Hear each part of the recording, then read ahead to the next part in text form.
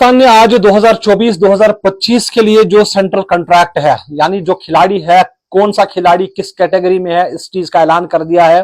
और आज इसी चीज के ऊपर हम बात करने वाले हैं कि कौन सा खिलाड़ी है जिनको प्रमोशन मिली है, कौन सा खिलाड़ी है जिनको डिमोशन मिली है, और बहुत सारे ऐसे भी खिलाड़ी हैं जिनको भाई साहब सेंट्रल कॉन्ट्रैक्ट से अब हटा दिया गया है। सबसे पहले बात करेंगे जो ग्रुप ए में है, यानी जो कैटेगरी ए में जो सबसे ज्यादा सैलरी लेंगे। इसमें सिर्फ दो नाम है। सबसे पहला नाम है बाबर आजम का, और होने भी चाहिए क्योंकि पाकिस्तान के लिए काफी कंट्रीब्यूशंस है, तो इसलिए बाबर आजम का नाम पहले नंबर पर है। और उसके बाद नाम है मोहम्मद रिजवान का, जो कि पाकिस्तान के कैप्टन भी अब बन चुके हैं व्हाइट बॉल में। और फिर अगर हम ग्रुप बी की बात करें, यहाँ कैटेगरी बी की बात करें, तो इसमें तीन खिलाड़ी है। सबसे पहले शाहीन आफरीदी, जो इससे पहले कैटेगरी ए में हुआ करते थे, उनको भाई साहब अब डिमोट करके ग्रुप बी या कैटेगरी बी में डाल दिया गया है। उसके साथ साथ नसीम शाह है और शान मसूद है। अब शान मसूद को इसलिए ग्रुप बी में रखा गया है क्योंकि वो अभी रेड बॉल के कैप्टन है। अगर कल वो रेड बॉल के कैप्टन नहीं रहते हैं तो शायद इनको फिर से डिमोशन हो सकती है और कैटेगरी सी में उनको डाला जा सकता है।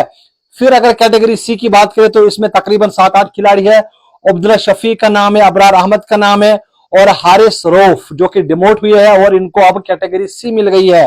फिर नुमान अली है, सैम अयूब, साजिद खान, सलमान अली आगा, सऊद शकील और शाहदाब खान। शाहदाब खान भी इससे पहले शायद कैटेगरी ए या बी में हुआ करते थे, इनको भी अब डिमोशन हो गई है और इनको भी अब कैटेगरी सी मिल गई है। यानी जो कैटेगरी ए है उसमें जो बाबर और मोहम्मद रिजवान है उनको सबसे ज्यादा सैलरी मिलेगी। उसके बाद जो कैटेगरी बी है उनको उनसे कम सैलरी मिलेगी, और जो कैटेगरी सी है उनको उनसे कम जो सैलरी है वो मिलेगी। फिर अगर हम ग्रुप डी की बात करें तो ग्रुप डी में आमिर जमाल है, अब्बास अफरीदी है, और हसीबुल्ला, इरफान खान नियाजी, कामरान गुलाम, खुरम शहजाद, मीर हमजा, मोहम्मद अली, मोहम्मद हुरैरा, मोहम्मद वसीम जूनियर और उस्मान खान। तो ये है कैटेगरी ए, बी, सी और डी। अब कुछ खिलाड़ी है जिनको भाई साहब अब निकाल दिया गया है इस सेंट्रल कॉन्ट्रैक्ट से। सबसे पहले नाम, बहुत बड़ा नाम है फखर जमा का, जो हम एक्सपेक्ट नहीं कर रहे थे कि फखर जमा के साथ इस तरह की नाइंसाफी हो जाएगी, लेकिन भाई साहब पीसीबी है और कुछ भी हो सकता है। तो फखर जमा को यहां भाई साहब हटा दिया गया है। साथ ही साथ इमामुल हक जो कि बी कैटेगरी पहले कैरी करते थे, उनको भी अब हटा दिया गया है। मोहम्मद नवाज, जिनको पाकिस्तान टीम से पहले ही टाटा बाय बाय किया, वो पाकिस्तान जो पीसीबी है उन्होंने टाटा बाय बाय पहले ही कह चुकी है, उनको भी भाई साहब अब हटा दिया गया है सेंट्रल कॉन्ट्रैक्ट से। इससे पहले उनके पास बी कैटेगरी हुआ करती थी। सरफराज अहमद को भी अब रिमूव उन्होंने कर दिया है।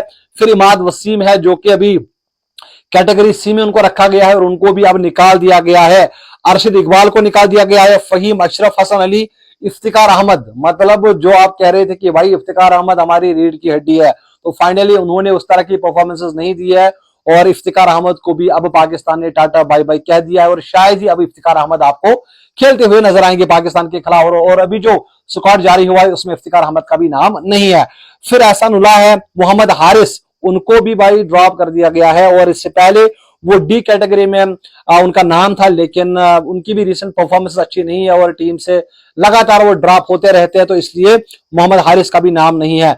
शाहनवाज दानी का भी नाम हटा दिया गया है। तैयब ताहिर, उसामा मीर और जमान खान। तो इसमें कुछ ऐसे नाम है जो हम एक्सपेक्ट नहीं कर रहे थे, लेकिन पीसीबी की जो थिंक टैंक है उनका ये मानना है कि भाई साहब अब इन खिलाड़ियों की शायद हमें ज्यादा जरूरत नहीं है, हमें मूव ऑन करना पड़ेगा, हमें यंग टैलेंट को मौका देना पड़ेगा, और इसलिए इनको अब जो सेंट्रल कॉन्ट्रैक्ट है उससे हटा दिया गया है। फिलहाल आपकी क्या राय है इस सेंट्रल कॉन्ट्रैक्ट लिस्ट के बारे में, आप मुझे जरूर कमेंट्स में बताइए। आप मुझे इजाजत दीजिए, आप अपना बहुत सारा ख्याल रखिएगा। अल्लाह हाफिज।